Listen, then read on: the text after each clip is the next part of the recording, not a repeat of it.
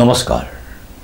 সকলোকে সাদৰ সম্ভাষণ জ্ঞাপন কৰি এটি বিশেষ বাতৰি লৈ নিউজ নৰ ষ্টুডিঅ'ত মই মুকিবুল হুছেইন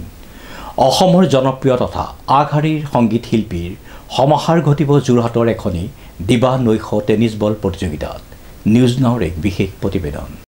অসমৰ জনপ্ৰিয় তথা আগশাৰীৰ সংগীত শিল্পী সকলৰ সমাহাৰ ঘটিব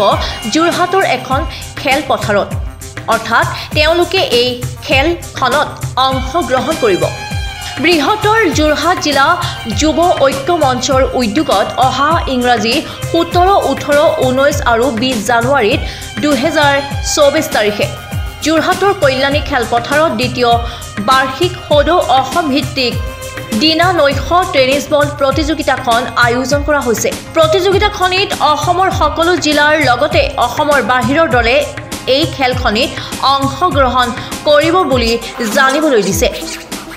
এই খেলখনিত অসমৰ আগশাৰীৰ সংগীত শিল্পী সকলেও এই খেলত অংশগ্ৰহণ কৰিব বুলি জানিব পৰা গৈছে উদ্যোগত আমি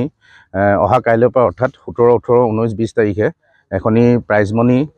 টেনিছ বল সদৌ অসম ভিত্তিত এখনি প্ৰতিযোগিতা আমি আয়োজন কৰিছোঁ ইয়াত আমাৰ অসমৰ বিভিন্ন প্ৰান্তৰ দলসমূহ আহি ইয়াত আমাৰ অংশগ্ৰহণ কৰিছেহি